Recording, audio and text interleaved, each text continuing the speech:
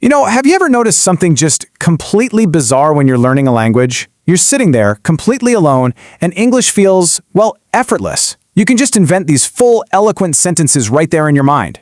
You imagine yourself in interviews, having these fantastic, deep conversations, speaking with total confidence and flawless fluency. You know exactly what you want to say. But there's a catch, isn't there? In this explainer, we're going to dive into exactly why that beautiful internal fluency suddenly vanishes the second you actually have to speak out loud. And more importantly, we're going to figure out how to finally bridge that gap. So let's just ask the big question right up front. Are you perfectly fluent in your head, but completely frozen the moment you try to speak? Listen, I know this happens to so many learners, and it's honestly so validating to know you aren't alone in this. Because the second a real, breathing person stands in front of you, everything changes. Suddenly your mind just goes blank. Those simple words that you definitely know, poof, they disappear. Your tongue feels like it weighs 100 pounds. You start overthinking every little tiny detail. And that sentence that sounded absolutely perfect in your head, it never comes out the way you wanted it to. It is wildly frustrating. It's such a wild contrast, isn't it? I mean, your internal English gives you these full, perfect sentences, but out loud you get a blank mind and a heavy tongue. But if this happens to you, you really have to realize this. The problem is not your intelligence. It's not your memory. The real issue is that thinking and speaking are quite literally two completely different skills. You've simply mastered one, but you just haven't trained for the other yet. To really wrap our heads around this, think about a football player. Imagine someone who watches football matches every single day. They study all the strategies, they understand every single rule, they know exactly what the pros should do in any given situation.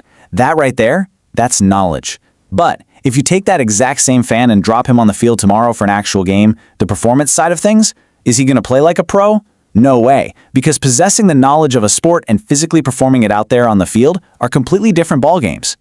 And you know what? That is exactly what's happening with your English skills. Simply put, your brain understands vastly more than your mouth can currently produce. Most English learners spend years, literally years, training their brains to understand the language. You read, you listen, you take quizzes. Your input is incredibly strong. But very, very few learners spend enough time actually training their mouths to produce English. Your brain is the superfan on the couch with all the knowledge, but your mouth hasn't spent nearly enough time playing on the actual field. Part 1, the perfection trap, and exactly why fear causes silence. Beyond just a lack of physical practice, there is this massive psychological roadblock, the completely paralyzing fear of making mistakes. I mean, before you even open your mouth, your brain goes into overdrive running through this intimidating mental checklist. Is the grammar right? Wait, what about vocabulary? Is my pronunciation weird? How's the sentence structure? You're internally sweating over past participles just trying to order a cup of coffee. And while you're panicking over this mental list, the actual conversation just keeps moving without you. The result? Painful silence and really awkward hesitation. And here's the kicker. As adult learners, we tend to do the exact opposite of what actually works. We wait for fluency before we speak. But think about a child learning their very first language. They make thousands of hilarious, terrible mistakes every single day. But what do? They keep talking. They don't sit silently in a corner waiting until their grammar is impeccable. They just communicate, mess up, get corrected, and immediately try again. Which brings us to, honestly, the most crucial realization of this entire explainer. Fluency comes because of speaking, not before it. This single mindset shift can completely change your trajectory. You simply cannot wait until you are perfectly fluent to start speaking, because fluency is the literal, direct result of the act of speaking. You don't need perfect English to start speaking, you need speaking to develop better English. All right, part 2. Speaking is a physical skill. It's time to take English outside your head. See, practicing silently inside your head is a huge trap.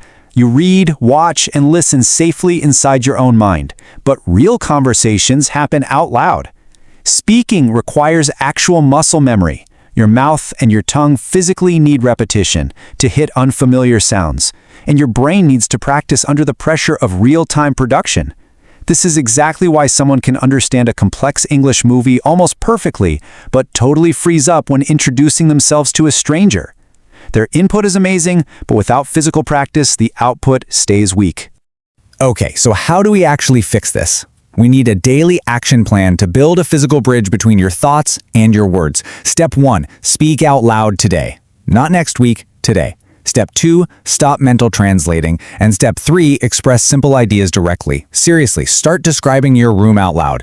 Describe your plans for the day. Retell a story you just heard. You just have to get the words out of your head and physically into the air. And as you start narrating your daily life out loud to yourself, keep this absolute golden rule in mind. The goal is not perfection. The goal is production. Don't stop to correct every single little mistake. Just keep the words flowing. Because every single sentence you speak builds a tiny physical bridge between your thoughts and your voice. And the more often you use that bridge, the stronger and faster it's going to become. Now, we absolutely have to talk about that dangerous habit of mental translation. Taking a really complex thought in your native language and trying to decode it into English, that creates a massive, noticeable delay. And that lag makes fast-paced speaking feel literally impossible. Instead, you have to practice direct expression, taking a very simple thought and speaking it directly in English, bypassing your native language entirely. Because at the end of the day, communication is the real goal here, right? Not perfection. If dropping the translation habit makes you feel like your English is suddenly a bit basic, that is totally fine. Sounding clear is infinitely better than trying to sound smart, but remaining silent. A simple sentence spoken with confidence beats a perfectly constructed sentence that never actually leaves your mouth every single time. And hey, I want to reassure you with this next point. Every fluent speaker was once a beginner. Every single confident native or non-native speaker that you admire, they once felt incredibly nervous. Every person who speaks English naturally today went through those exact same awkward conversations and highly embarrassing mistakes that you are so terrified of making. The only difference between them and someone who stays silent, they just kept speaking anyway. They pushed right through the awkwardness to get to the fluency. So if you take only one thing away from this explainer, let it be this. Fluency is not built in silence, it's built through speaking. If you're fluent inside your head but you freeze up in reality, nothing is wrong with you. It's a completely normal part of the process. Your brain has the knowledge, now your mouth just needs the practice. That huge gap between knowing English and actually speaking English is crossed just one spoken sentence at a time.